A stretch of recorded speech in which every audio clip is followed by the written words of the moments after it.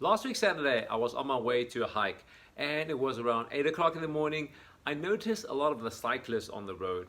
Some of them were riding for social reasons. You could tell by their slower pace, exchanging jokes and laughing along the way. I also noticed the more serious cyclists. You could tell by they were in better shape and they had proper jerseys and bikes. It reminded me of how the 2008 British cycling team used the 1% marginal gains rules to win gold. Before we start, please make sure you subscribe to my channel, and if you find value in it, it will really help if you could share this video with a friend. Back to our story. In 2003, the British team was in a serious funk. They hadn't won a gold medal since 1908 and they had never ever won a Tour de France. We're talking about nearly 100 years of drought. It was so bad that one of the European bike manufacturers refused to sell bikes to the team because they believe it's going to hurt their sales. Things started to change, however, when Dave Brailsford was hired as a new performance director in 2003.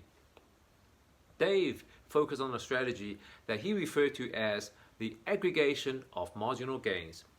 What this means is if you break down everything you could that goes into riding a bike and then improve it by just 1%, then you will have significant gains.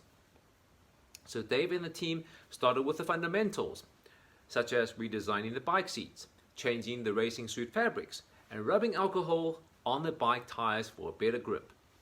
What amazes me the most about this approach is they look to find 1% improvements in generally overlooked areas. For example, the team members, in order for them to get the best night's sleep, they look at different types of pillows and mattresses. And in order to reduce the chance of a member getting cold, they even hired a surgeon to teach each rider what is the best way to wash their hands. And for the fastest muscle recovery, they tested different types of massage gels. Now fast forward to 5 years later in the 2008 Olympics, they dominated Beijing. They won 8 gold medals. That is 60% of all the gold medals that's available in their particular sports. 4 years later, at the 2012 London Olympics, they achieved a further 9 Olympic records. Now like me, you probably won't be competing in Olympics, but the concept of looking for aggregating marginal gains is just as useful in business as in sports.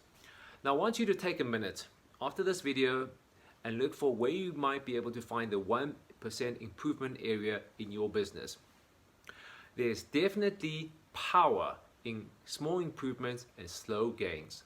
Hey, thanks for watching. Before we go, please don't forget to hit the subscribe button. And if you find value in it, it will help even more if you could share this video with a friend.